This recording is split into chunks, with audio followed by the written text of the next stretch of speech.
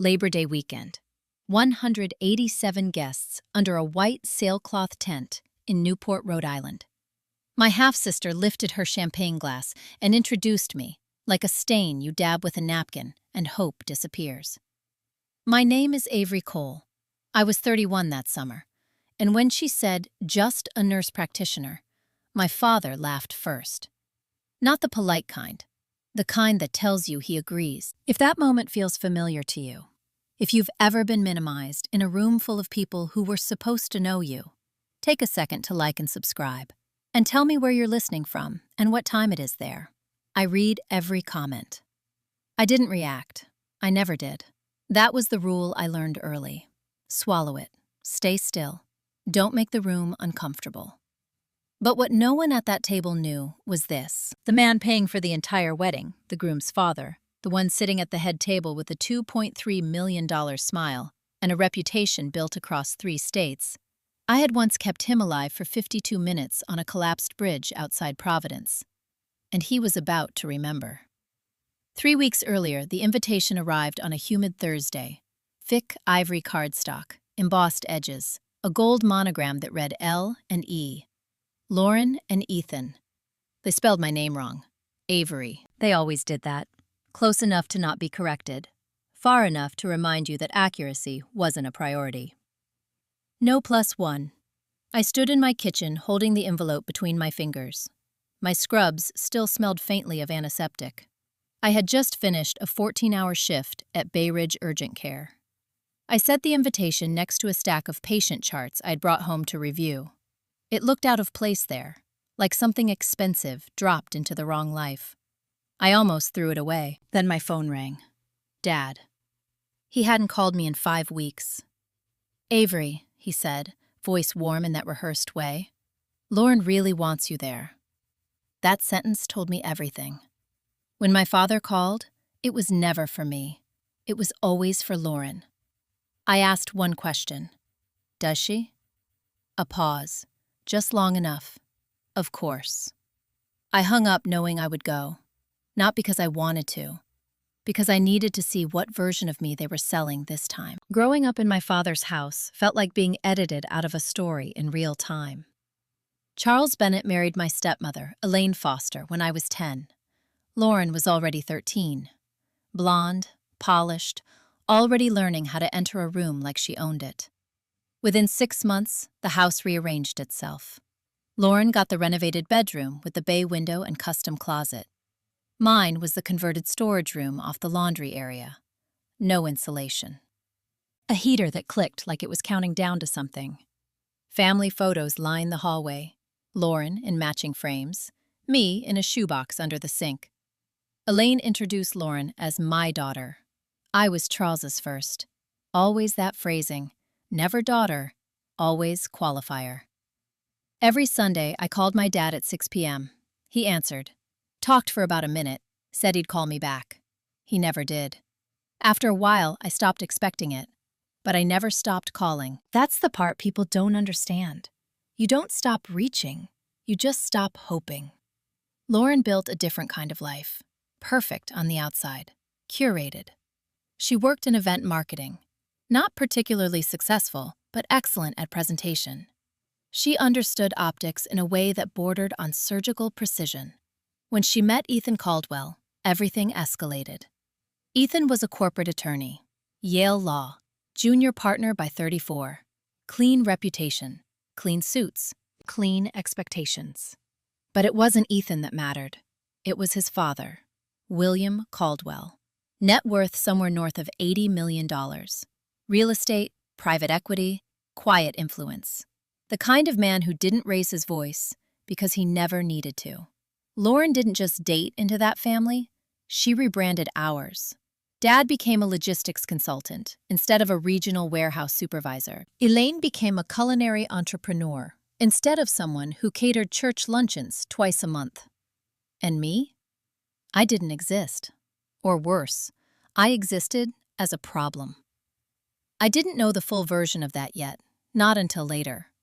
But I started to see the outline the week before the wedding, at the engagement brunch held at the Caldwell estate. I arrived early. I always do when I don't feel like I belong somewhere. It gives me time to map exits. The house sat on 5 acres overlooking the water. Glass walls, stone terraces, the kind of place that doesn't try to impress, because it assumes you already are. Inside, everything was controlled. Lighting, temperature, people. Lauren moved through the room like a host of something much bigger than a brunch, laughing, touching arms, managing attention. I went looking for the restroom and passed a study. The door was open. I didn't mean to stop, but something pulled me in. The walls were lined with awards, framed deals, recognition plaques, and in the center, placed higher than everything else, was a photograph. A man in a hospital bed, bruised, oxygen tubing, eyes half open. Next to it, a small engraved plate. To the stranger who refused to let me die, August 17th. I stepped closer. Something about the image felt familiar. Not the face, the feeling. Controlled chaos, a moment suspended between life and loss. I didn't place it. Not yet. That's the thing about trauma cases. Faces blur. Moments don't. William Caldwell walked in behind me. That was the day I was given back my life, he said. I turned, nodded politely. That's incredible. He looked at me longer than necessary. Then someone called his name. The moment broke. Lauren appeared seconds later. Why are you wandering? She whispered, smile still fixed. She didn't wait for an answer. Just redirected me like furniture being moved for a better shot. The introductions happened on the terrace. Lauren spoke for everyone. Elaine, my mother. She used to run her own catering business. Dad, logistics, 25 years. Then she skipped me. Just moved on, like I wasn't standing 2 feet away. William's wife noticed. And you are? Lauren hesitated. Barely. This is Avery. She helps out in healthcare. Helps out. I met her eyes. I'm a licensed nurse practitioner. Urgent care. The woman smiled. Genuine. That must be intense work. Lauren cut in. It's basic stuff, nothing like hospital trauma. Then she guided the conversation away. That was the first moment. Small, but clear. Later in the parking lot, I called my friend Daniel from work. I told him I didn't belong there. He said something I didn't understand at the time. You don't have to belong to be necessary. I thought about that for a long time. 2 days later, I overheard the truth. Lauren was on the phone. I wasn't supposed to hear it. Tell them she's dealing with anxiety issues. It's easier. Easier. That word sat in my chest like a weight. They weren't just ignoring me. They were rewriting me. And I hadn't even decided yet whether I was going to let them. If you were in my position right there, hearing your own family rewrite your life like that, would you confront them immediately or stay quiet and wait? Because I chose something else. And that choice is what changed everything. 2 weeks before the wedding. A Tuesday at 6:40 p.m. I watched my half-sister tell her future in-laws that I was unstable, while I was standing 10 feet away holding a takeout bag. And she didn't even lower her voice. That was the moment something inside me didn't break. It shifted. If you've ever had someone lie about you so calmly it felt rehearsed, tell me in the comments. Did you confront them right away, or did you wait? Because I waited. Not out of fear, out of precision. The rehearsal walkthrough at Ocean View Country Club was supposed to be quick. 30 minutes. Walk the aisle, time the music, leave. I arrived straight from work. 12-hour shift. 2 laceration repairs. 1 elderly patient with atrial fibrillation who refused admission. 1 kid with a fractured wrist who tried not to cry while I said it. I didn't have time to change. Navy scrubs under a light jacket. Hair pulled back. No makeup. I stood out. Not dramatically. Just enough. Lean noticed immediately. You could have at least dressed appropriately, she said, not looking at me directly. This is what I wore to keep people alive today, I said. She smiled. That kind of smile. We're not doing that tonight, Avery. We're not doing what? Making things uncomfortable. I didn't respond. Because that's always the line. Uncomfortable. Not wrong, not cruel, just inconvenient for the image. The coordinator called everyone into position. Lauren at the front, Ethan beside her. Bridesmaids arranged by height and symmetry. I was placed at the end. Not in the bridal party, not even formally included. Just present, counted, managed. We walked through the ceremony once, twice. I followed instructions, hit my marks, stayed silent. Exactly what they expected. Afterward, people drifted toward the patio overlooking the water. Sunset turning everything gold in that artificial way Newport specializes in. I stepped outside for air. That's when I heard Ethan. He was talking to one of his groomsmen, a guy named Marcus. Finance. Loud confidence. Expensive watch. They didn't see me. Lauren mentioned your stepsister, Marcus said. The one in healthcare? Ethan shrugged. Yeah, there's some stuff there. Mental health, I think. It's complicated. My chest didn't tighten. It went still. Marcus nodded like that made sense. That's tough. Ethan took a sip of his drink. Lean says the family tries to support her from a distance. Support from a distance. That phrase again. Packaged. Clean. A lie that sounds like kindness. I leaned against the wall, out of sight, and listened. Not because I wanted to. Because I needed to understand how far it had gone. Lauren had built an entire narrative. Not just exclusion. Distortion. And the worst part? It was working. I stepped away before they could see me. I didn't confront Ethan. Not yet. Because he wasn't the architect. He was just living inside the version of reality Lauren handed him. The rehearsal dinner started at 7:30. Private dining room. 42 guests. Custom menus with embossed initials. My name was spelled wrong again. Avery. Table 9, closest to the service door. I sat between a distant cousin I didn't recognize and an empty chair. The air smelled like truffle oil and expensive wine. Lauren moved through the room like she belonged in every reflection. She greeted people by name, touched shoulders, controlled conversations. I watched her, not with anger, with attention. That's something people underestimate.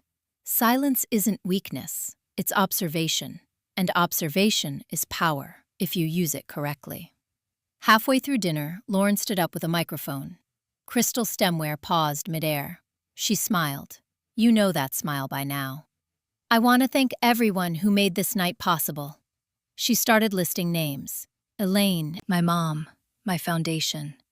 Dad, my strength. Her friends, her colleagues. Ethan's family. Every sentence polished, every word intentional. Then her eyes moved across the room, landed on me. This is my half-sister Avery. Pause. Not accidental, engineered. She works in healthcare. Another pause. Just in urgent care, she added lightly, like she was clarifying something minor, like she was correcting an assumption no one had made. A few people nodded. Someone chuckled. Not out of cruelty, out of alignment. Rooms follow tone. And Lauren said it perfectly. My father laughed, that same laugh, full, unfiltered. Agreement disguised as humor. I didn't react. I felt my pulse in my fingertips. Slow, controlled. Because reactions are currency. And I wasn't spending mine there. A woman across the table leaned toward me. So, you're like a nurse? I looked at her. I am a nurse practitioner. Oh, she smiled. That's nice. Nice. I nodded. Last week, I treated a man who walked in talking and collapsed from internal bleeding 90 seconds later. We stabilized him long enough for surgery. He lived. Her smile faded. Good, she said quietly, and that was enough. You don't need to raise your voice. You just need to tell the truth clearly enough that it lands. Lauren appeared beside me minutes later. Don't do that. Do what? Make people uncomfortable. I met her eyes. Stop lying about me. Her expression didn't change. I'm managing perception. You're lying, same difference. No, it's not. She leaned closer. Do you think Ethan's family would accept this if they knew what we actually are? What are we, Lauren? Her voice dropped. Ordinary. She said it like it was something shameful. And you think lying fixes that? I think positioning does. There it was. Not insecurity. Strategy. You told them I have mental health issues. She didn't deny it. I told them what keeps things simple. Simple for who? For everyone. I shook my head slightly. You don't get to rewrite me. I already did. She smiled again. And no one questioned it. That was the most honest thing she'd said all night. The dinner continued like nothing had happened. People laughed, wine poured, dessert arrived, and I sat there realizing something. This wasn't new. It just had better lighting now. Later, I found my father outside near the terrace railing. He was holding a glass of whiskey he didn't pay for, wearing a suit Lauren had chosen. Dad. He turned. Avery. You laughed. At what? You know what. He exhaled. Don't make tonight about you. When is it about me? He didn't answer. He never does. Lauren said you've been going through things. There it was, confirmed. You told them that? I didn't correct it. Why? Because it's easier. The same word. Easier. I looked at him. Really looked. At the man who chose comfort over truth every single time. You know what's easy? I said quietly. Pretending I don't matter. He shifted. That's not fair. No, it's accurate. Silence stretched between us. Then he said something that stayed with me. You always make things harder than they need to be. I almost laughed, because he had no idea. Hard would have been confronting Lauren in front of everyone. Hard would have been exposing everything right there. But I didn't, because I was waiting. Not for revenge, for the right moment. There's a difference. I left early. No one stopped me. No one asked where I was going. That's how invisibility works. It's not dramatic. It's quiet. You just disappear. I sat in my car in the parking lot, engine off, hands on the wheel, and I thought about leaving, skipping the wedding, letting Lauren have her perfect day, walking away from all of it. And I almost did. I started the engine. Then my phone buzzed. Unknown number. This is Margaret Caldwell. I hope it's okay I reached out. I got your number from the guest list. William mentioned you earlier. He said you seemed familiar. I stared at the message. He remembered something. Not everything, but something. And that changed everything. Because suddenly, I wasn't just invisible anymore. I was almost recognized. I turned the engine off, sat there in silence, and made a decision. I was going to the wedding, but not as the version Lauren created, as the version she couldn't control. What I didn't know yet was this. William Caldwell wasn't just trying to remember me. He was about to prove something that Lauren couldn't undo. And when that happened, there would be no way for her to rewrite the story again. The morning of the wedding, 9:10 a.m. I stood in my kitchen holding a $42 dress from Marshall's and made a decision that would cost my sister more than anything she had planned for that day. I chose not to disappear. If you've ever walked into a room knowing people have already decided who you are, tell me this. Do you try to change their minds, or do you let the truth expose them? Because I didn't plan to prove anything. I planned to stand still long enough for the truth to catch up. The ceremony wasn't until 4 p.m., but I left early. Not because I was excited, because I didn't trust myself to go if I waited too long. The drive from my apartment to the Caldwell estate took 38 minutes. I remember every one of them. I didn't play music. I didn't take calls. I just drove. There's something about moments like that. Your brain goes quiet. Not empty, focused. Like it knows something is about to shift.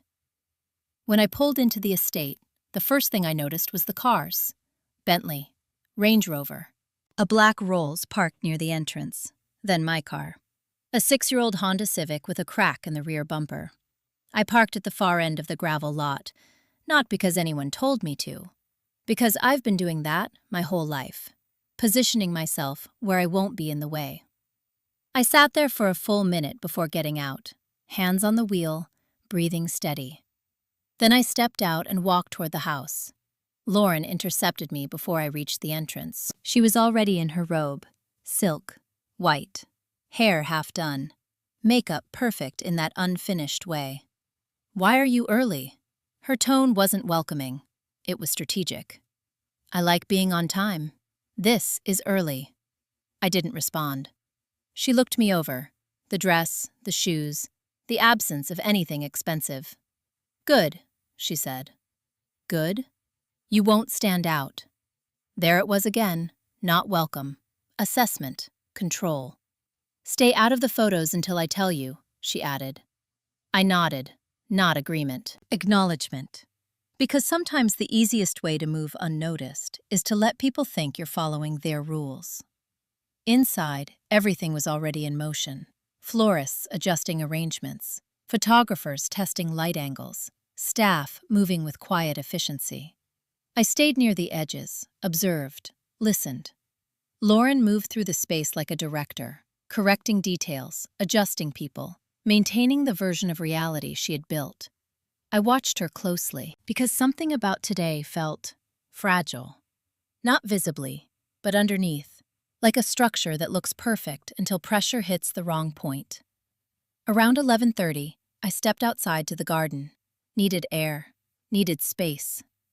That's where I saw him, William Caldwell, standing alone near the edge of the property, looking out toward the water. No phone, no assistant, just still.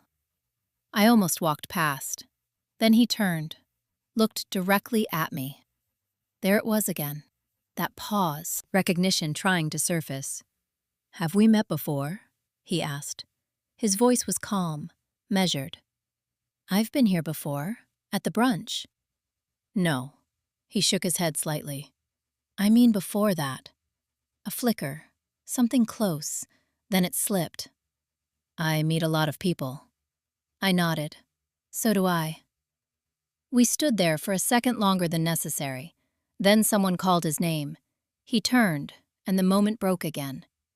That was the second time. Close, but not enough. The ceremony started exactly at 4. Everything was perfect. Of course it was. White chairs aligned with precision. An aisle lined with imported flowers. A string quartet playing something soft and expensive. Lauren walked down the aisle like she had practiced it her entire life. And maybe she had. Ethan stood at the front, composed. William beside him, watching. The vows were exactly what you'd expect. Carefully written, emotionally calibrated. Applause at the right moments. Tears where appropriate. It wasn't fake. It just wasn't deep. Not in the way real things are. I stood in the back, not part of it. Not entirely outside it either. Just present. After the ceremony, the reception tent filled quickly. 200 guests. Every table set with precision. Names printed, positions assigned. I found mine, table 18, near the service entrance. 2 empty seats. A centerpiece that looked slightly smaller than the others. Even the details were consistent. I sat down, folded my hands in my lap, and waited. Because by then, I understood something clearly. This wasn't my moment yet. It was hers. And she was about to make a mistake. Dinner started. Courses timed perfectly. Speeches scheduled. Everything flowing exactly the way Lauren designed it. Then came her moment. She stood, took the microphone. The room quieted instantly. This was what she had been building toward. I watched her from across the tent.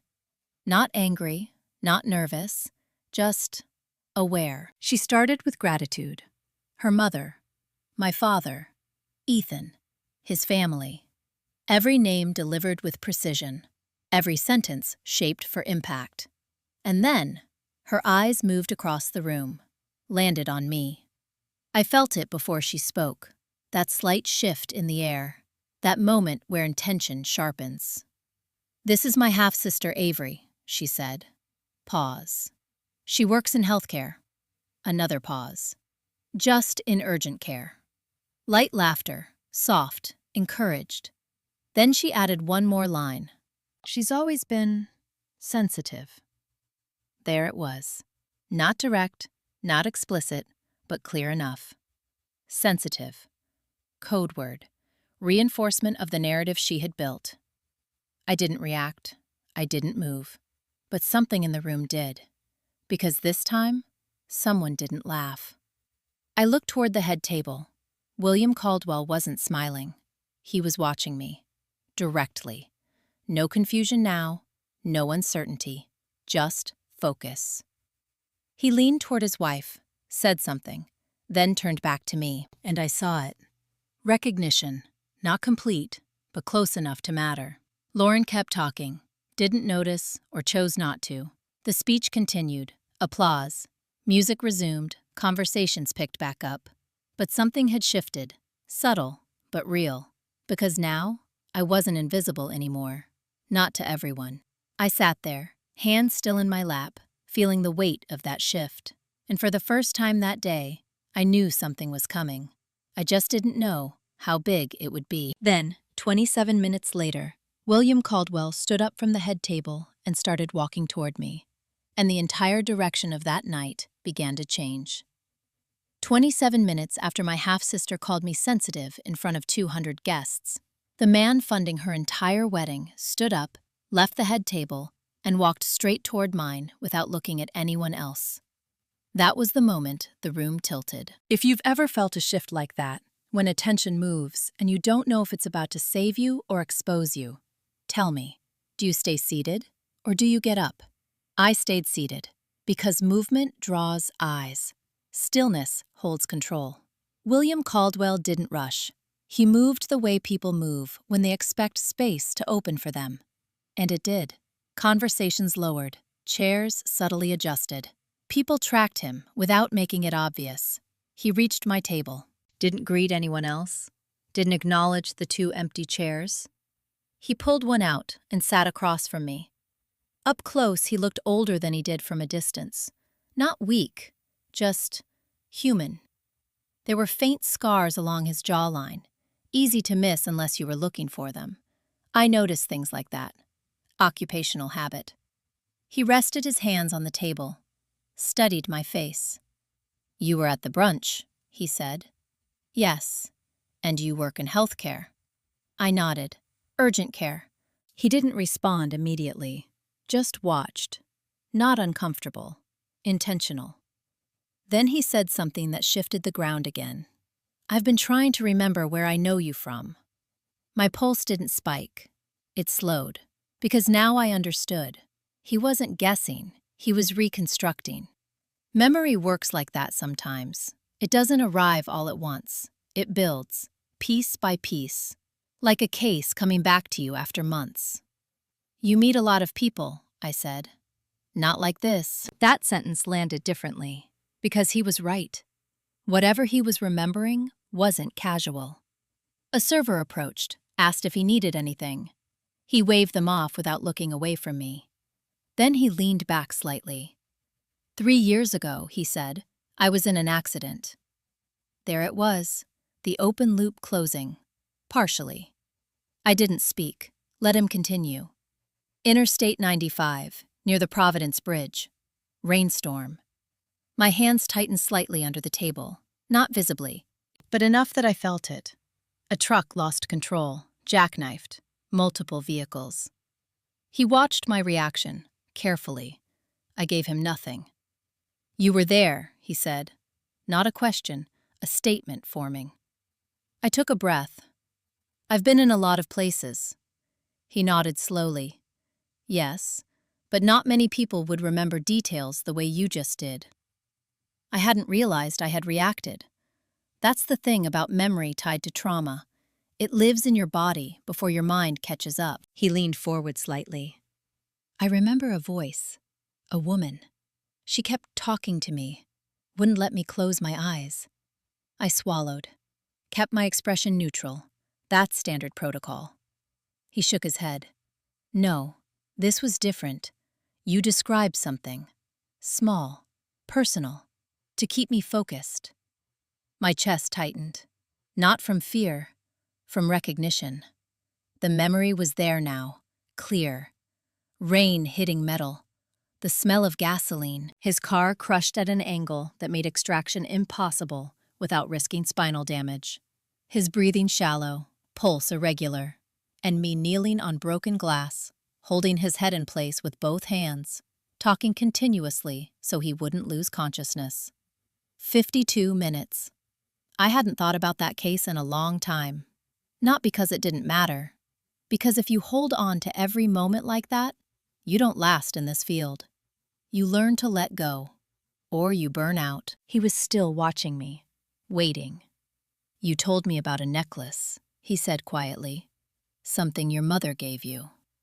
I froze, not visibly, but internally, because that wasn't in any report, not in any chart. That was just something I said to a man who was trying to stay alive. My hand moved slightly toward my collarbone.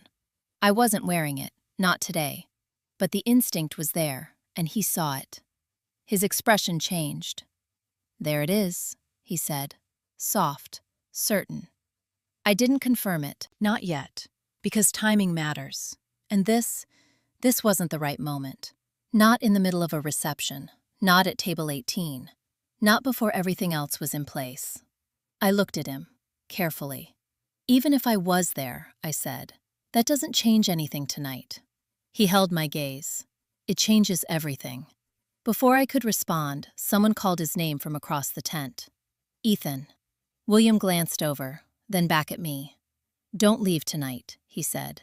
That wasn't a request. It was a decision. I'll come find you. He stood, placed his hand briefly on the back of my chair, and walked away. The room didn't return to normal after that. It pretended to, but the energy had shifted. People were watching now, subtly, trying to understand why William Caldwell had spent nearly 10 minutes at the worst table in the room. Lauren noticed. Of course she did. She always tracked movement. She approached within minutes. What did he want? Her tone was controlled, but there was something underneath it. Tension. We talked. About what? Nothing important. She didn't believe that. Her eyes scanned my face, searching for cracks, for leverage. Stay away from him, she said quietly. That's not your decision. It is today. No, it's not. She stepped closer, lowered her voice. Whatever you think is happening, it's nothing. I met her eyes. You sound worried. I'm not. You should be. That landed. She pulled back slightly, recalibrating. You don't belong in that part of the room, Avery. I looked past her, toward the head table, then back at her. Neither do you. For a second, just a second, her expression slipped. Not much, but enough, because deep down, she knew. Everything she built here was fragile, and for the first time, something outside her control was touching it. The band started playing again. People moved toward the dance floor. Noise filled the space. But underneath it, there was tension. Quiet. Building. I sat back in my chair, hands folded again. Exactly where she wanted me. Exactly where she thought I would stay. And I waited. Because now I knew two things for certain. William Caldwell remembered more than he was saying. And Lauren had no idea how close everything was to unraveling. What she didn't know, what none of them knew, was that the truth wasn't just about recognition. There was something else tied to that night on the highway. Something documented. Something official. And when it surfaced, it wouldn't just change how they saw me. It would change what they had to answer for. 48 minutes after William Caldwell left my table, the music got louder, the lights dimmed, and my half-sister walked onto the dance floor, thinking she still controlled the night. She didn't. If you've ever watched someone lose control of a situation they built piece by piece, you know it doesn't happen all at once. It starts small. A look, a question, a shift in tone. That's where we were. The band transitioned into something upbeat. People filled the dance floor, glasses refilled.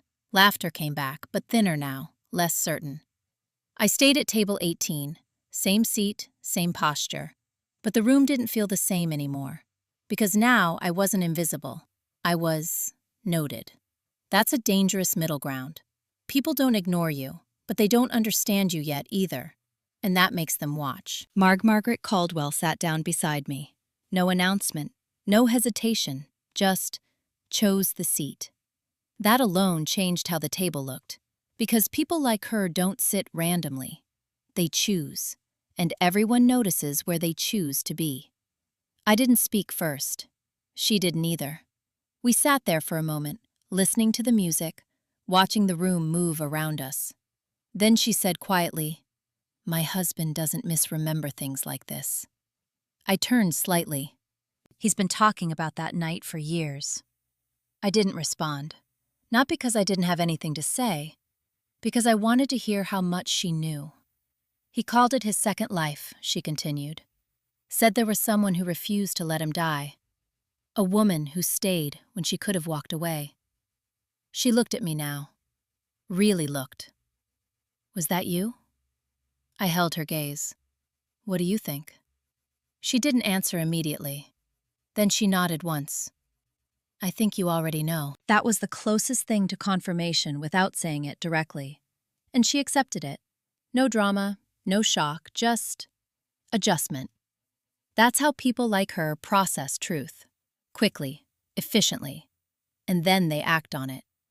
Lauren saw us, from across the room. Her posture changed. Not obvious, but I saw it. Shoulders tighter, smile less fluid. Because this wasn't part of her plan. Margaret continued, "Do you know he tried to find you?" I didn't. "Hospitals wouldn't release your name. Privacy laws. He hired 2 firms. Nothing." She paused. "So he created something instead." Something? A foundation. The words landed heavier than they should have. For first responders, nurses, EMTs. I felt my chest tighten slightly. Not emotion, recognition. "He never stopped looking for that night to mean something," she said. "He just didn't know where to put it." I looked out toward the dance floor. Lauren was laughing, spinning slightly as someone took her hand. Perfect, controlled, still performing. And I realized something in that moment. She wasn't just underestimating me. She was underestimating him. "What is he going to do?" I asked. Margaret didn't hesitate. "What he should have done 3 years ago."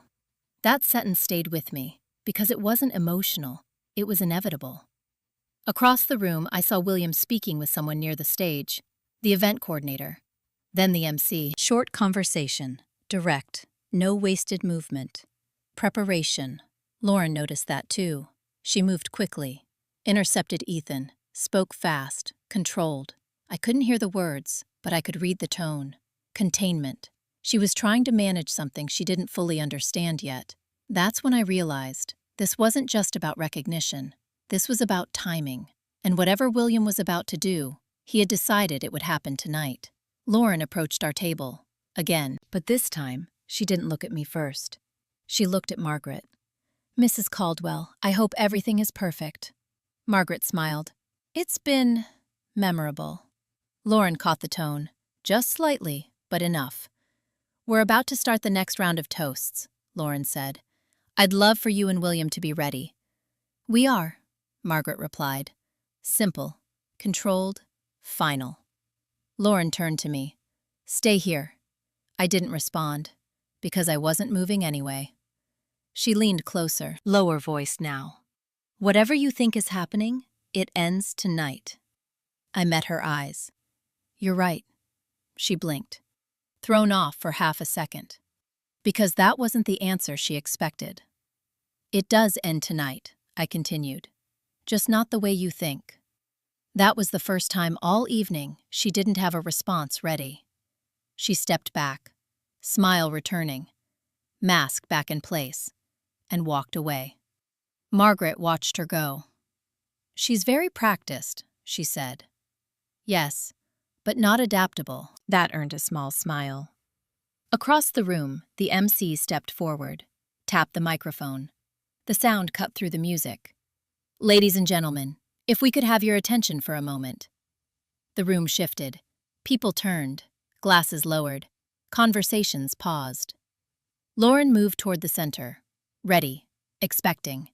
Because this was her night, her stage. Her script. The MC continued.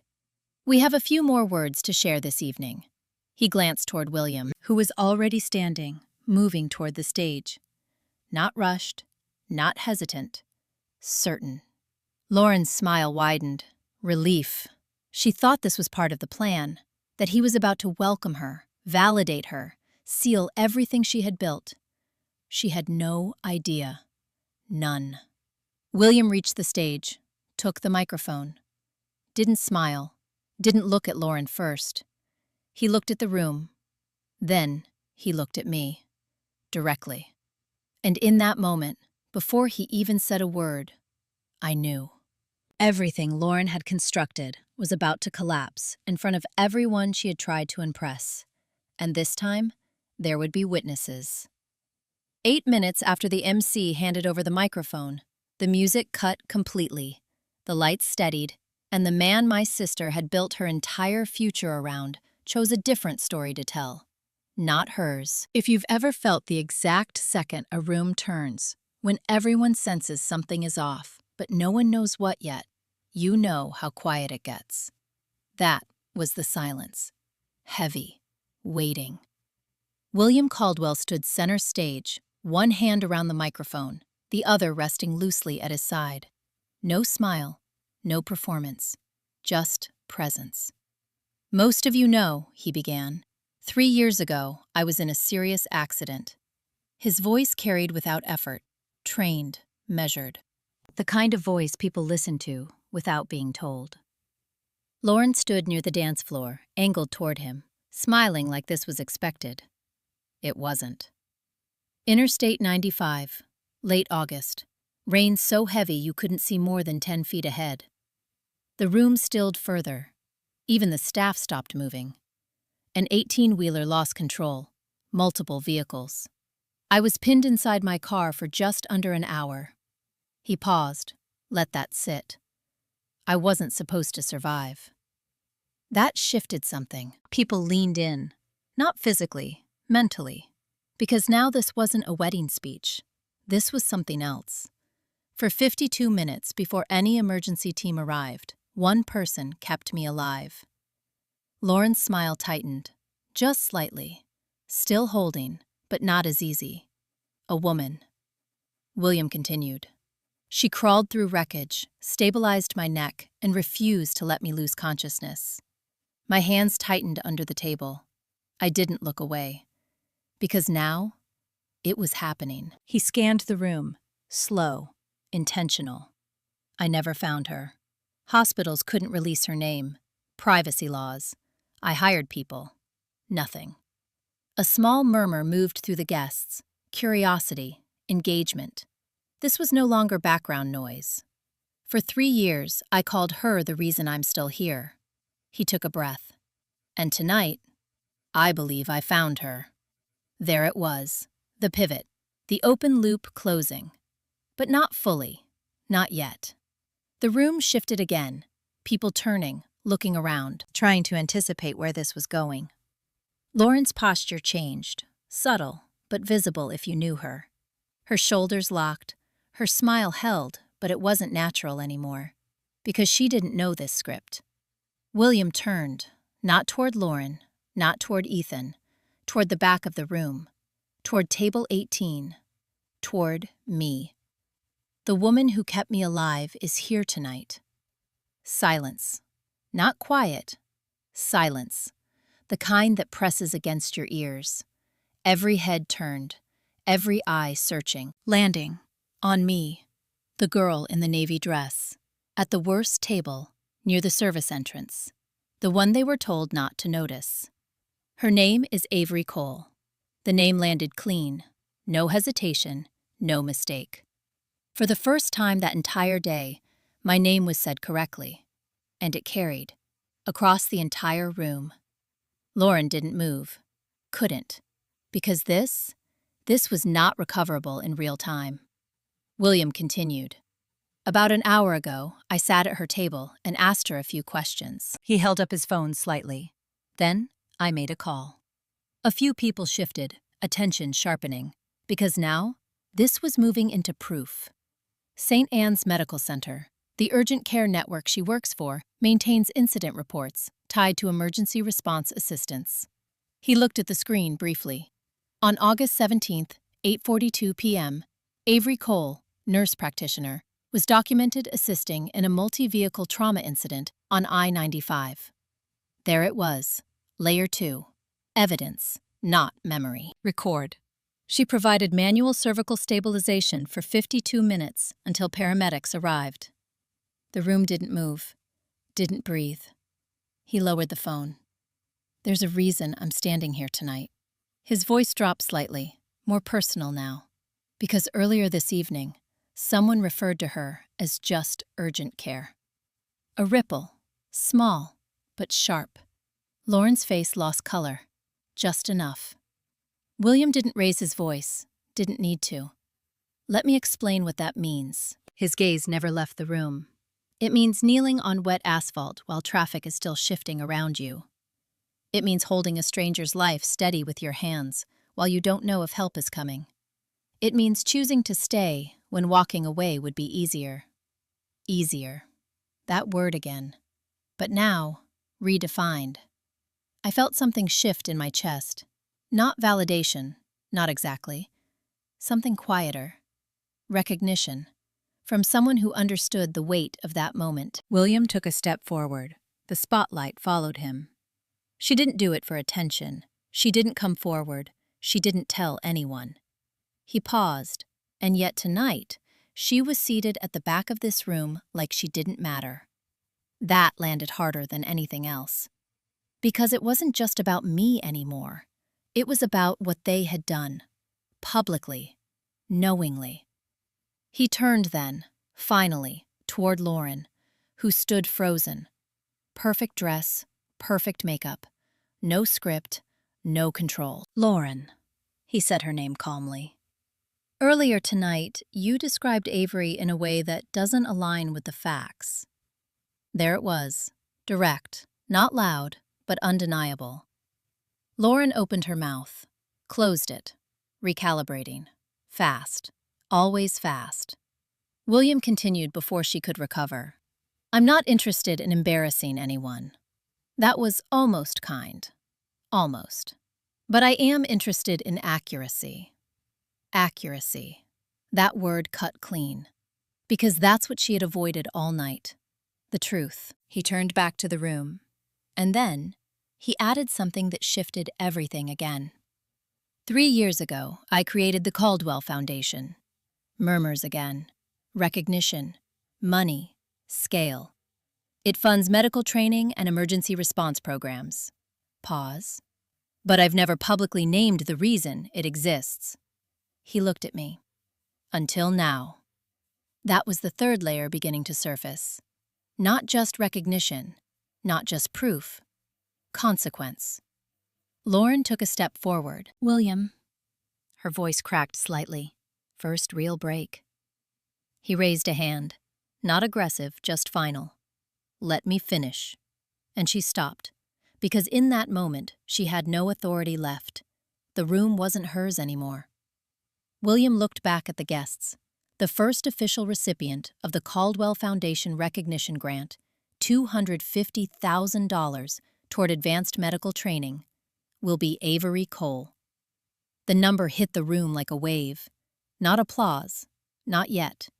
Shock. Because now, this wasn't just a story. This was a redefinition of value. Public. Permanent. Irreversible. I didn't stand. Not immediately. Because standing changes posture, and I wasn't reacting. I was receiving. Slowly. Deliberately. The room began to move. Clapping. Then louder. Then rising. People standing, one by one, until nearly the entire tent was on its feet. Except Lauren. Except my father. Both still. Both processing. Too late. William stepped down from the stage, walked toward me, extended his hand. Avery, thank you for my life. Simple, direct, real. I stood then, took his hand, and for the first time that night, I wasn't at table 18 anymore. I was at the center of something no one could take away. Behind us, Lauren was still standing in the spotlight, but it didn't belong to her anymore, and she knew it. What she didn't know yet, what she couldn't predict, was that this moment wasn't the collapse. It was just the beginning of it. Because now, people weren't just watching me. They were questioning her. 11 minutes after the standing ovation started, the applause died down, the music didn't resume, and the silence that replaced it was sharper than anything that came before. That's when things get dangerous.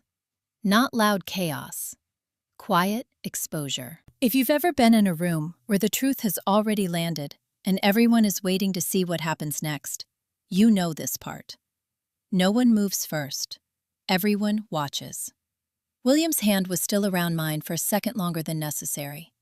Not performative, grounding. Then he let go and stepped slightly to the side.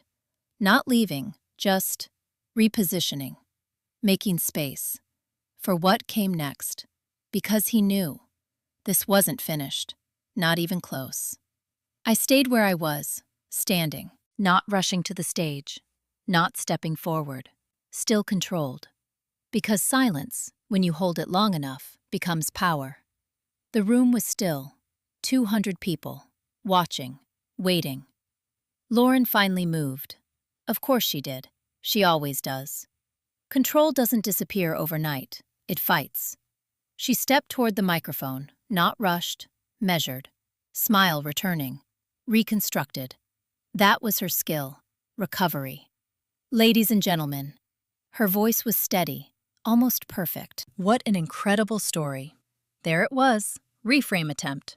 She wasn't denying it. She was absorbing it, trying to reposition herself inside it. My half-sister has always been dedicated. The word choice shifted. Careful now. Adjusted. I watched her, not angry, not impressed, just observing. Because this was the moment that defined everything. Not what William said, what she did next.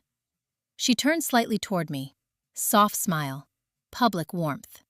I'm so proud of you, Avery. There it was, the pivot, from minimization to ownership. Classic, fast, efficient. But too late, because timing matters, and she had already shown the room who she was. People don't forget the first version. They just compare it to the second. And when they don't match, they question both. The room didn't respond, not the way she expected. Polite claps, scattered, uncertain. Because now, they weren't following her lead anymore. William stepped forward again, not aggressive, but intentional. Lauren. He said her name calmly. That wasn't pride earlier.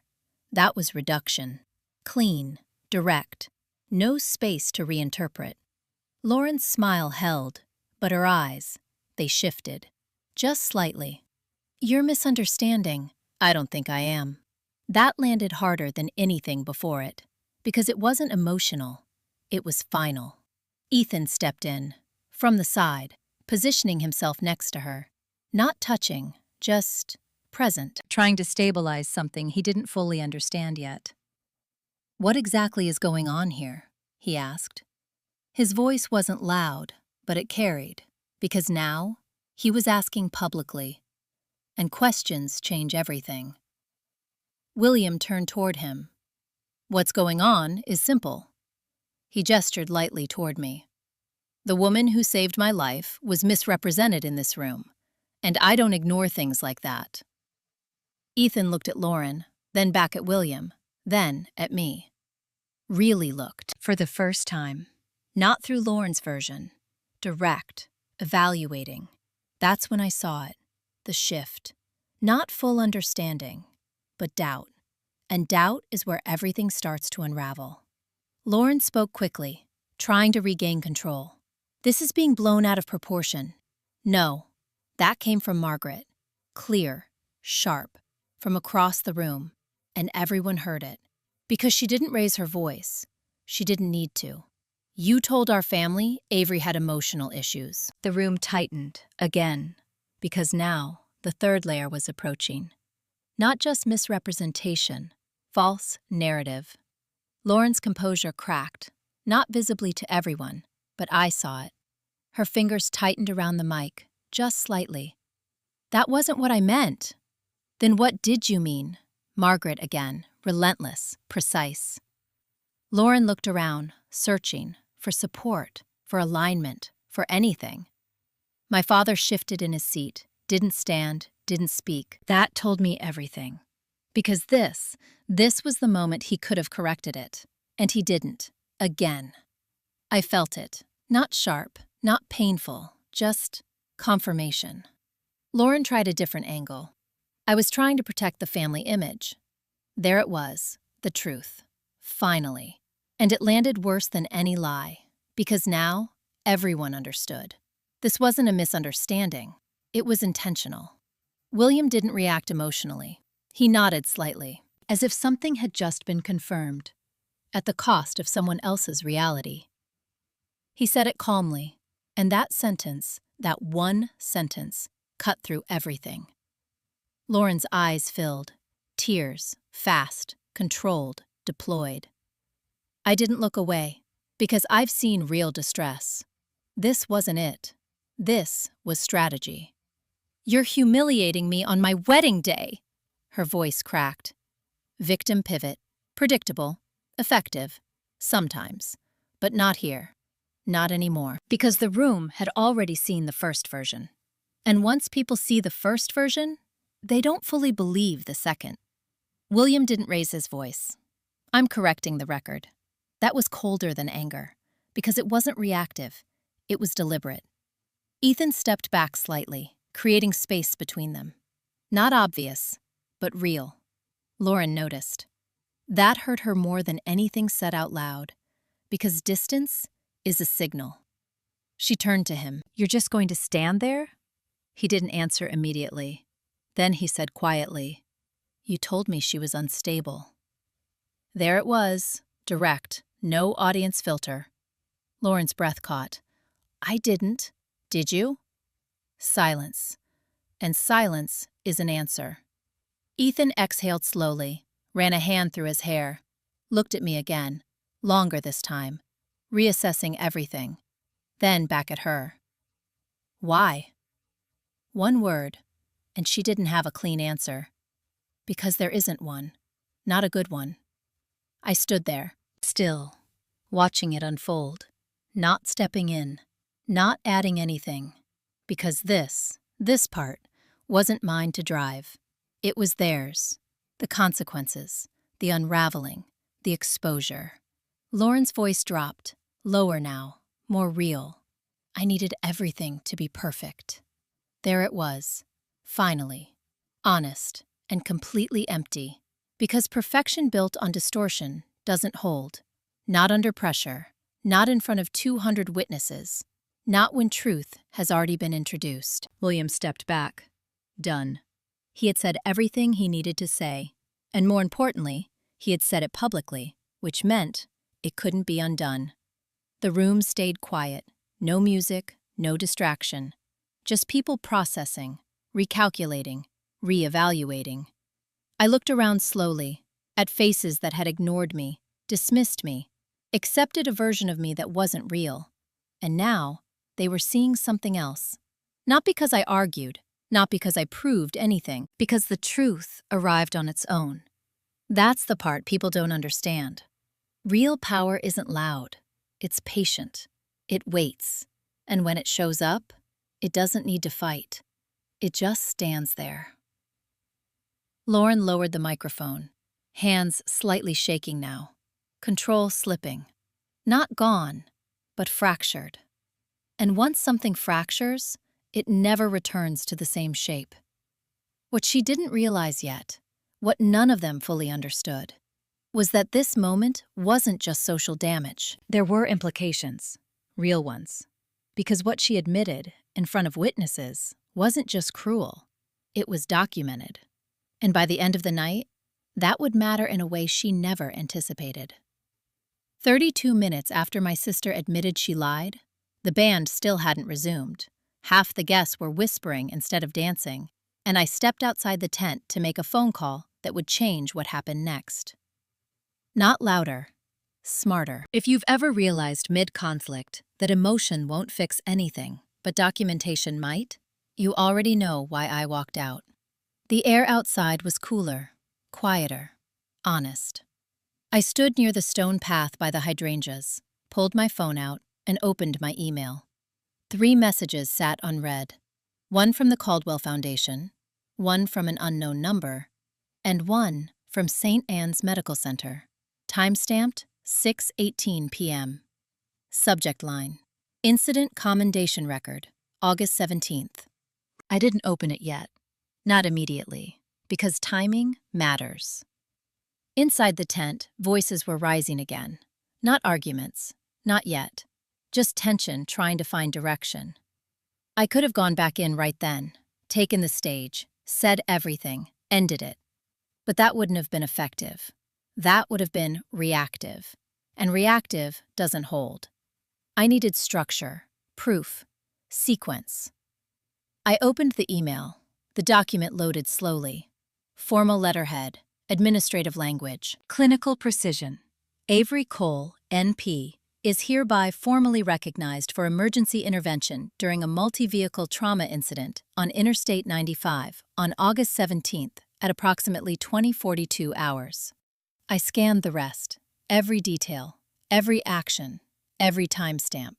52 minutes of stabilization, weather conditions, paramedic arrival, transfer of care, and at the bottom, a notation I didn't expect, filed in conjunction with witness statement and liability review. My eyes paused there. Liability review. That wasn't standard for most roadside interventions, which meant something else had been evaluated, something legal, something tied to responsibility. I scrolled. Attached, one additional file. Witness statement. I opened it. Signed, dated, by a state trooper. The accident report referenced mechanical failure in the truck that triggered the chain collision. But there was more. The report noted delayed emergency response due to miscommunication between dispatch channels. That detail mattered because it meant those 52 minutes weren't just long. They were longer than they should have been. I leaned against the stone railing, reading it again, slowly. Because now, this wasn't just about recognition. This was about context, and context changes how people interpret everything. My phone buzzed. The unknown number. I answered. Hello? Miss Cole? Yes. This is Daniel Reeves. I'm with Caldwell Legal Group. I straightened slightly. Yes, Mr. Caldwell asked me to reach out discreetly. Of course he did. Efficient. Contained. We've reviewed the initial hospital confirmation. We're now cross-referencing it with the original accident report. My eyes moved back to the screen. I have that report. There was a brief pause. Then, good, that simplifies things. Things, plural. Because now, this was expanding. He continued. There were questions raised at the time regarding response delays and third-party liability. I knew where this was going. Not fully, but enough. And your involvement, he added, was documented, but never publicly connected. Because of privacy. Yes. Another pause. Then, that may no longer be the case. There it was, layer 3 forming. Not just truth, consequence. What exactly are you preparing for? I asked. His answer was precise. Clarification. That word again. Accurate. Controlled. But underneath it, legal weight. I looked back toward the tent. Through the open side panels, I could see movement, clusters forming, people talking. Lauren near the center, still trying, still managing, still performing. But now, with less control. I'll be back inside shortly, I said. Understood. And Miss Cole? Yes? Everything that's happened tonight is already being witnessed. He didn't need to say more, because I understood. Public events create records. Statement made in front of hundreds of people. Don't disappear. They settle. They echo. They get repeated. And sometimes, they get used. I ended the call, stood there for a moment, breathing steady, because now I had everything I needed. Not for revenge, for structure. I walked back toward the tent, slow, measured. When I stepped inside, the energy had shifted again. Not chaotic, but divided. Some people avoided eye contact. Some watched openly. Some were waiting. Lauren saw me immediately. Her posture straightened. She moved toward me, fast but controlled. "We need to talk." Her voice was lower now, not for the room, for me. I didn't stop walking. "So talk." "Not here. Here is fine." She hesitated. Because here, she didn't have full control. That mattered. Her voice tightened. "You've made your point." "Have I?" "Yes. You embarrassed me." I stopped then, turned, looked at her. "No, I didn't. That was clean, direct, no emotion. You did that yourself." Her jaw tightened. "You think this ends well for you?" I held her gaze. "I think this already ended." That hit, because she felt it too, even if she didn't want to admit it. She leaned closer. "You don't understand how this works." "Then explain it." She glanced around, lowered her voice further. "People like us." "We don't need to finish that sentence," I said, because I already knew what she meant. People like her manage perception. People like me live reality. And those two things don't coexist well under pressure. "You're going to regret this," she said. I shook my head slightly. "No, you are." That was the first time I said something that wasn't just response. It was prediction, and she felt it, because something in her expression shifted. Not fully, but enough. Across the room I saw William speaking with two men in suits. One of them, Daniel Reeves. "Already here, faster than expected." Of course, because this wasn't just emotional anymore. This was procedural. Margaret stood nearby, watching everything, not interfering, just observing. That kind of control is different. It doesn't react. It waits for the right moment. Lauren followed my line of sight, saw them. Her face changed. "What are they doing here?" That question wasn't for me, but I answered anyway. "Making sure everything is accurate." Her eyes snapped back to mine. "What does that mean?" "It means—" I paused. "Just long enough. You don't get to rewrite this anymore." That was the shift. Final. Irreversible. She stepped back slightly. Because now, for the first time, she didn't know what was coming next. And uncertainty is the one thing she never learned how to control. The MC stepped forward again, voice slightly tighter now, trying to regain structure. "Ladies and gentlemen, we're going to continue with—" He stopped, because William had stepped forward again, and this time, he wasn't alone. Daniel Reeves stood beside him, holding a folder. Not decorative, not symbolic, official.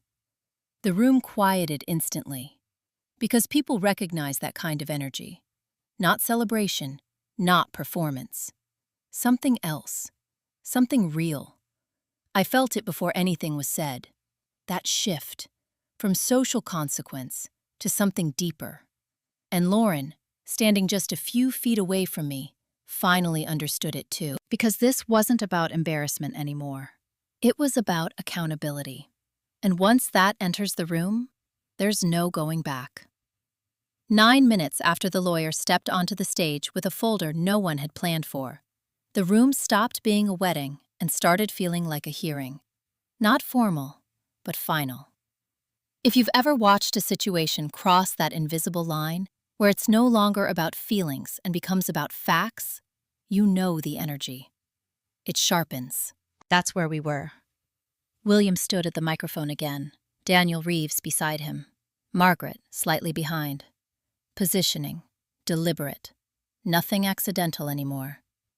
I stayed where I was, not at the very back now, not fully forward either, centered, because visibility had changed. People made space without being told.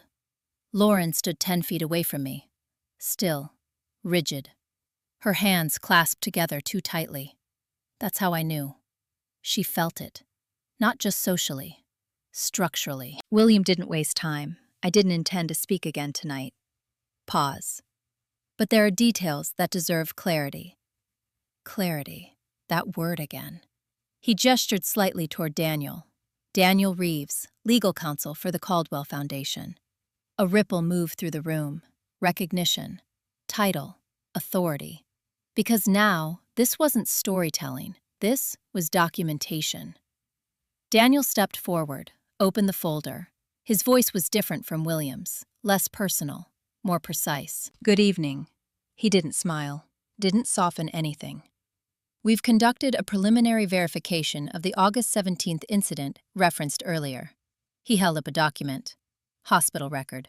Time-stamped, signed, witnessed. Layer 2 reinforced. But then, he continued, there is an additional component that has not been publicly discussed. That line shifted everything. Because now, this wasn't just about me anymore. This was expanding. Lauren's breathing changed, subtle, faster. She didn't understand yet, but she knew this wasn't under her control. Daniel turned a page. The original accident report identified a delay in coordinated emergency response. Several guests shifted, listening closer, because now, this was new information. That delay extended the critical intervention period by approximately 14 minutes beyond standard response time. 14 minutes. That number landed differently because it quantified something that had only been emotional before. Time. Measured. Concrete. Daniel continued. During that extended window, Ms. Cole maintained stabilization without equipment, under active hazard conditions. No embellishment, no drama, just fact. But facts, when delivered like that, hit harder than emotion. He paused, then added, that duration was later referenced in a liability review involving multiple parties. There it was, Layer 3. Legal implication, not accusation, but proximity. And proximity is enough to make people uncomfortable. Lauren's voice cut in, sharp, uncontrolled for the first time. What does this have to do with anything? Every head turned, because now she had broken timing. She wasn't supposed to interrupt. Not here, not now. Daniel looked at her, calm, measured. Everything, he said. Simple, absolute. Because context matters. He turned back to the room. The review concluded that extended survival probability was directly linked to uninterrupted manual stabilization. He didn't look at me when he said it. He didn't need to. And that stabilization was performed solely by Ms. Cole. Silence again, but different now, heavier. Because now, this wasn't just recognition. It was causation, direct, provable, irrefutable. William stepped forward slightly. 3 years ago, we didn't know her name. He looked at me. Tonight, we do. That should have been enough. For most people, it would be. But Lauren wasn't most people. She stepped forward, voice tight, trying to regain ground. So what? The words landed wrong, too blunt, too exposed. You're acting like she stopped, because she didn't have a safe way to finish that sentence. And everyone in the room knew it. That's when Ethan spoke again. Quiet, but firm. Lauren. Just her name. Nothing else. But it carried, because tone matters more than volume. She turned to him, desperate for alignment. You're not seriously buying into this. He didn't answer immediately. And that pause was everything. Because that was the moment she lost him. Not publicly, not dramatically, internally. You didn't tell me any of this, he said. Not accusing, just stating. Lauren blinked. I didn't think it mattered. You said she had issues. There it was, back again. And now, anchored to evidence. Lauren shook her head, trying to redirect. I was simplifying. You were lying. That came from Margaret. Again, clean, precise, unavoidable. Lauren's eyes filled. Again. But this time, it didn't land the same. Because now, the room had context. Tears without truth don't hold. She looked around, searching. But the room had changed. People weren't following her anymore. They were evaluating. Quietly. Individually. And once that starts, control is gone. I stepped forward then. Not onto the stage, just enough. Because this part needed to be said by me. Not loudly, not emotionally, just clearly. I didn't come here to do this, I said. The room turned, focused. I came because I was invited. That landed, because everyone knew how that invitation had actually been handled. I didn't correct anything. I didn't say anything, because I didn't need to. I looked at Lauren, direct. You built a version of me that made your life easier. Pause. Now you're standing in the real one. No anger, no volume, just truth. And that hit harder than anything else that night. Because it didn't attack, it replaced. Lauren didn't respond. She couldn't. Because there was nothing left to reposition. Everything she had said, everything she had implied, had already been exposed. Publicly, documented, witnessed. William nodded slightly. Not approval, acknowledgement. Daniel closed the folder. No more pages, no more statements. Because everything necessary had been said. The room stayed quiet. No music, no distraction. Just people sitting inside the shift. Because that's what this was. A shift. Not loud, not chaotic, but permanent. Lauren stood there, in the center of a wedding that no longer belonged to her narrative. And for the first time in her life, she wasn't directing the story. She was inside it, and she had no control over how it ended. What she didn't realize yet, what none of them fully understood, was that the consequences weren't finished unfolding. Because public exposure changes perception, but documented truth changes outcomes. And by morning, that difference would matter. The morning after the wedding, 7:12 a.m., my phone lit up 23 times before I even got out of bed. And by the time I poured coffee, my half-sister's version of reality had already started collapsing in places she couldn't reach. Not loudly, systematically. If you've ever woken up to consequences already in motion, you know that feeling. It's not panic, it's momentum. I didn't check everything right away. I brushed my teeth, got dressed, fed the quiet part of my routine first. Because when things shift like that, the only way to stay steady is to keep your own structure intact. Then I opened my phone. Texts, missed calls, emails. But one stood out. From Daniel Reeves. Timestamped 6:03 a.m. Subject, documentation follow-up. I opened it. Attached were 3 files. The hospital commendation, the state trooper witness report, and a summary memo from Caldwell Legal. Short, direct. Last night's statements occurred in a public setting with multiple witnesses.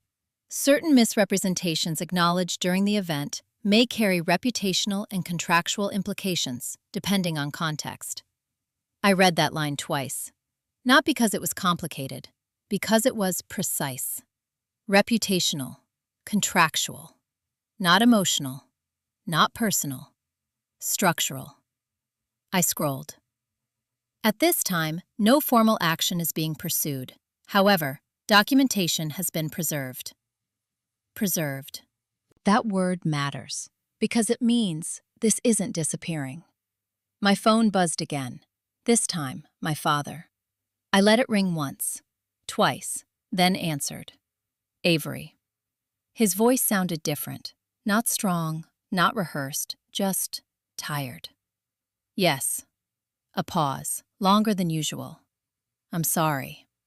There it was, finally. Not perfect, not enough, but real. I didn't rush to fill the silence, because apologies need space. I should have said something last night, he continued. Yes, simple, not cruel, just accurate. He exhaled. I didn't know how. You've had 20 years. That landed.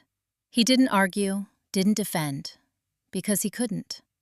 I let the silence sit, then said something he wasn't expecting. I'm not angry. Another pause. Then what? I thought about it, carefully. I'm done waiting. That was the truth. Not dramatic, not loud, just final. He didn't respond immediately. Then, can we fix this? I looked out my kitchen window, at nothing in particular. I don't know. That was honest, and honesty is a boundary. We ended the call there. No resolution, no closure, just reality. I set the phone down, took a sip of coffee, and for the first time in a long time, I didn't feel small. I felt clear. At 9 a.m., I was at work, because that's where my life actually happens. Not in tents, not in curated rooms, in exam rooms, with people who don't care about narratives, only outcomes. My first patient was a construction worker with a deep laceration across his palm. I cleaned the wound, irrigated, stitched, focused, steady, the way I always am. No one there mentioned the wedding. No one knew, and that felt right. Around 11:20, Daniel called. I stepped into the supply room to take it. We've had some developments, he said. Of course you have. Lauren? Indirectly. He explained quickly. The Caldwell family had financial agreements tied to the wedding. Property support, investment introductions, social positioning, all contingent on alignment. Alignment. Another precise word. Last night disrupted that. I leaned against the counter. Meaning? Meaning those agreements are now under review. There it was. Not punishment, consequence. Structured, expected. Lauren built her entire situation on perception. And now, that perception had changed. Which meant everything attached to it shifted too. Ethan? I asked. A pause. He's cooperating. That word stood out. Cooperating. Not defending, not denying. Adjusting. What about you? Daniel asked. What about me? There are opportunities connected to the foundation. We'd like to formalize things properly. Of course. Not just symbolic anymore. Real. Documented. Scheduled. I'll review everything, I said. Take your time. But his tone said, things are already moving. After work, I didn't go home immediately. I drove. No destination. Just space. Processing. Because even though everything made sense, it still felt surreal. Not the recognition. That part I understood. What felt strange was how quickly everything shifted once the truth was visible. That's the part people don't prepare you for. You think change is slow, gradual, but sometimes it's immediate. Because the only thing holding everything in place was a version of reality that wasn't true. I pulled into a quiet parking lot near the water, sat there, engine off, hands resting lightly on the steering wheel. And I thought about Lauren, not with anger, with clarity. She didn't hate me, that would have been simpler. She minimized me because it made her life easier. Because if I was small, she didn't have to compete with something real. And now, that version didn't exist anymore, which meant she had to face something she never planned for. Truth without control. My phone buzzed again. Unknown number. I answered.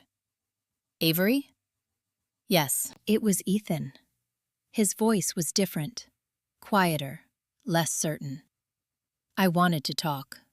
Of course he did, because now he had questions.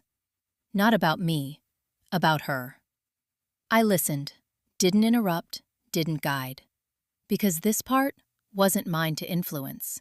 He had to see it himself. I think I made a mistake, he said. I didn't answer that, because realization only matters if it leads somewhere. I just said, that depends on what you do next. Silence. Then, can we meet? I thought about it. Not emotionally, practically. No. That surprised him. Why not? Because this isn't my situation to fix. Another pause, longer this time. Then, I understand. And I think he did. Because for the first time, someone in that situation wasn't trying to pull me back into it. I ended the call, sat there for a moment longer, then started the engine.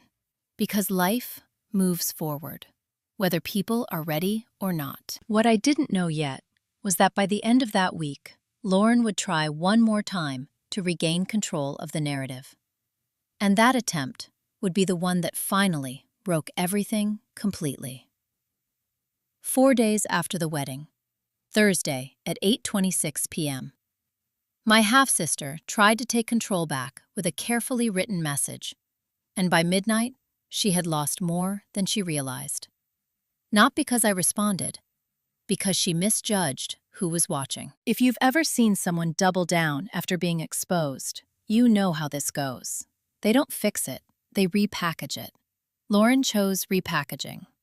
I was finishing a shift when my phone started vibrating in my locker. 3 missed calls, 7 texts, and a notification from Instagram. I don't usually check social media during workdays. That night, I did. Lauren had posted a black and white photo from the wedding. Perfect lighting, perfect angle. Her and Ethan under the lights. Caption long, structured, carefully worded. Grateful for love, growth, and family. Every family has complexity. We choose grace, understanding, and moving forward together. No names, no specifics. Just enough ambiguity to reshape the narrative. That was her move. Not denial, not admission. Blur. Control the tone. Let people fill in the gaps. And for a second, it worked. Comments started stacking. So classy, you handled everything with such grace. Family is complicated. You're so strong. I read through them once. Then I put my phone down. Because I understood what she was doing, and more importantly, what she wasn't expecting. At 9:02 p.m., a new comment appeared, from an account I recognized immediately. Margaret Caldwell. Simple, direct. Grace requires truth. No emojis, no elaboration, just that. And everything shifted. Because that comment didn't attack, it clarified publicly. From the one person Lauren needed alignment from most. The replies slowed, then changed. What does this mean? Was something not truthful? People started asking questions, not attacking, evaluating. And once that starts, you can't guide it anymore. Lauren responded quickly, too quickly. Of course everything was truthful. There were just misunderstandings. That word again, misunderstandings. Safe, vague, but now, fragile. Because people had context, and context changes how words land. At 9:17 p.m., another comment appeared, this time from William Caldwell. Not something I expected, but not surprising either. Accuracy isn't a misunderstanding. That was it, 2 sentences from 2 people, and the entire tone of the post shifted. Lauren didn't reply again, because she couldn't, not without escalating, not without confirming. So she did the only thing left. She deleted the post. At 9:31 p.m., gone.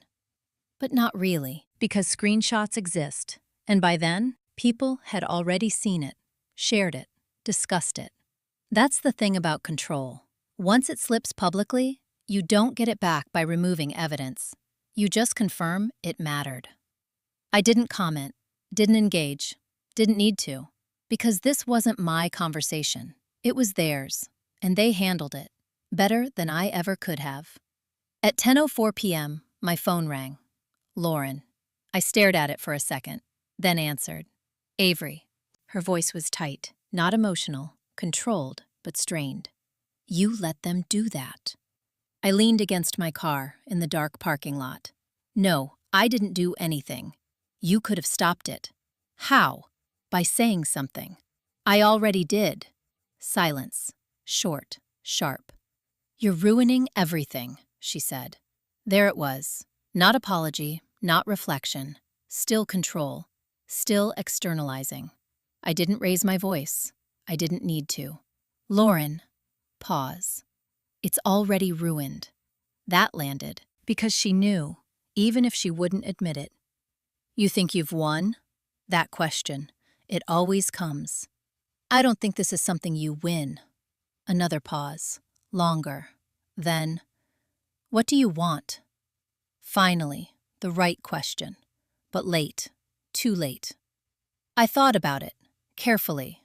Not revenge, not validation, just truth. Nothing. She didn't understand that.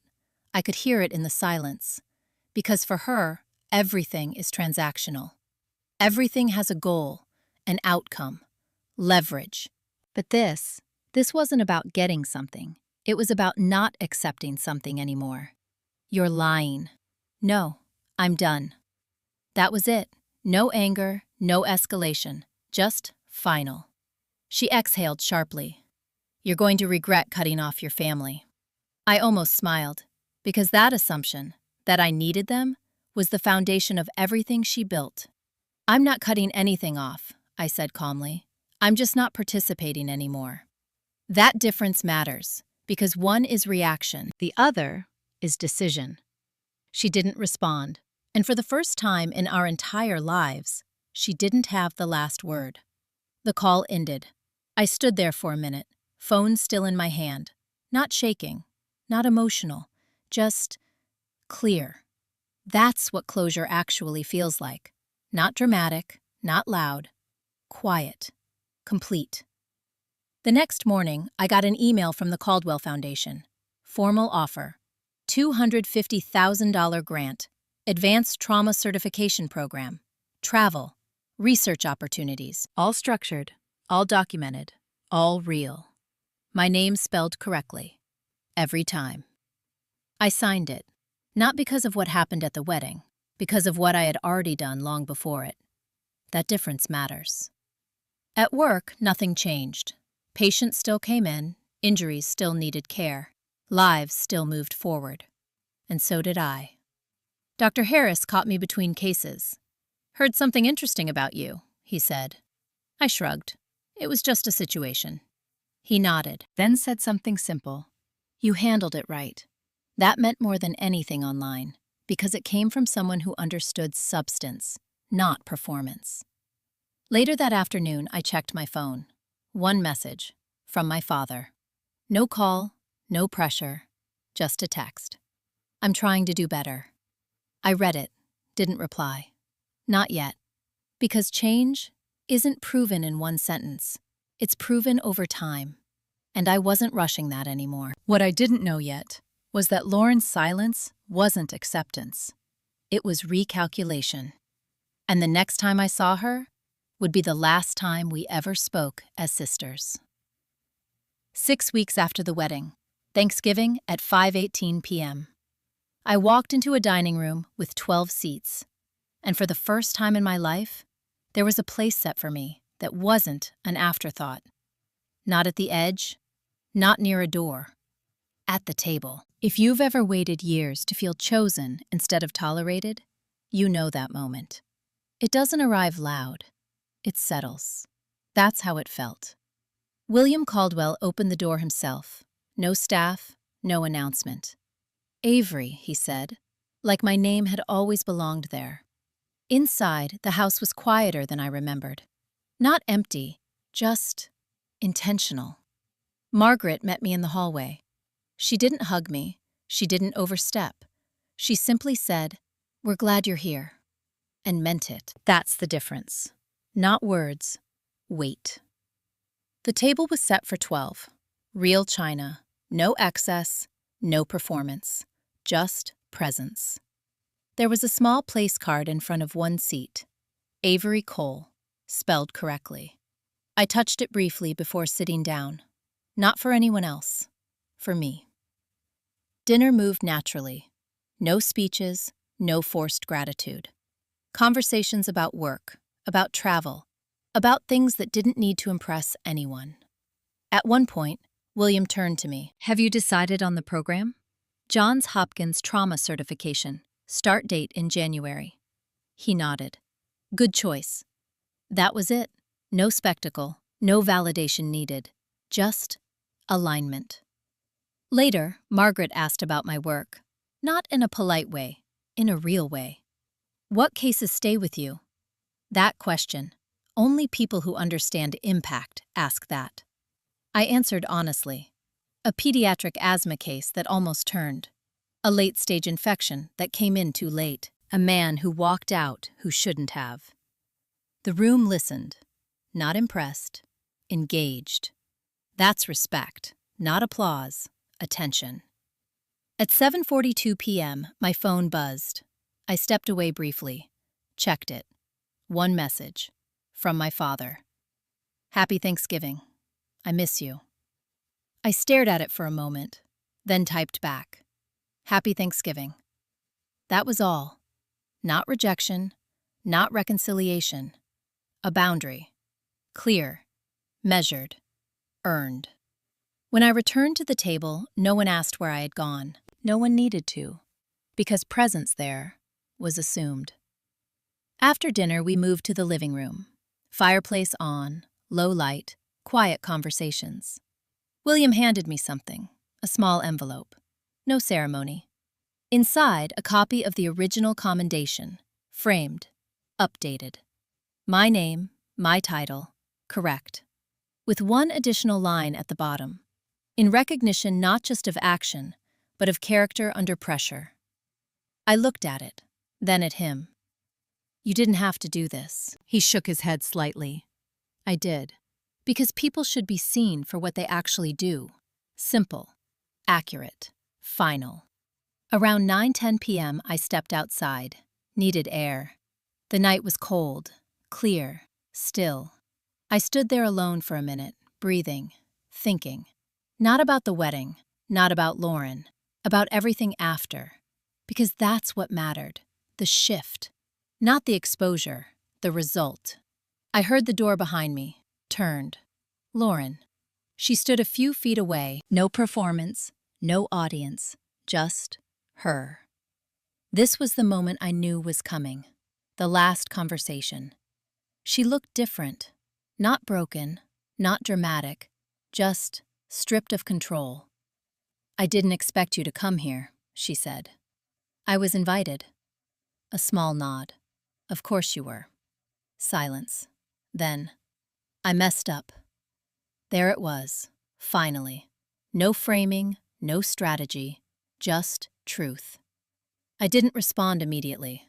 Let it sit, because timing matters. I thought if I controlled everything. She stopped, couldn't finish it. Because she understood now, control isn't the same as stability. I didn't hate you, she said.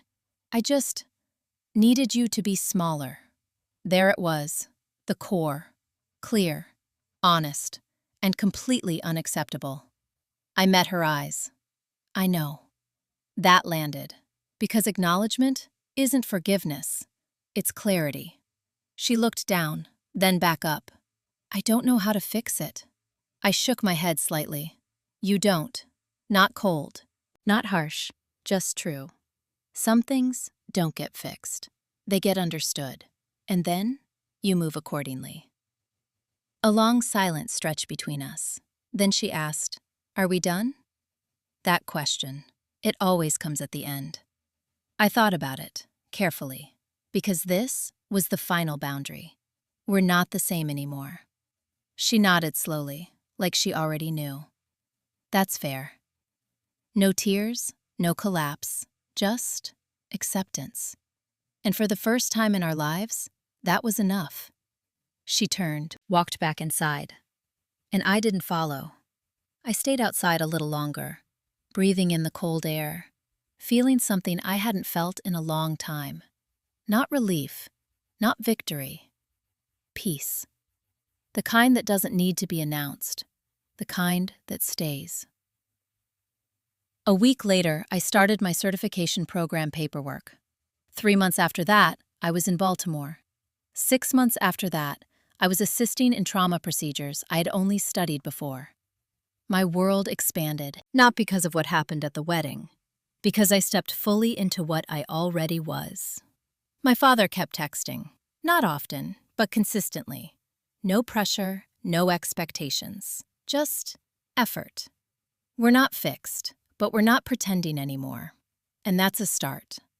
Lauren and I haven't spoken since that night. Not out of anger, out of clarity.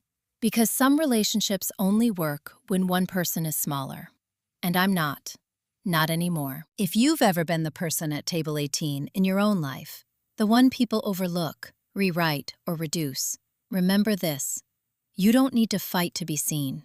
You need to become someone who can't be ignored. Quietly, consistently, without asking permission. Before you go, I want to ask you something. Do you think Lauren will actually change? Or will she just learn how to hide it better? Tell me in the comments. Change or hide? And if this story meant something to you, hit like, subscribe, and check the next story. Because sometimes the strongest revenge is simply becoming undeniable.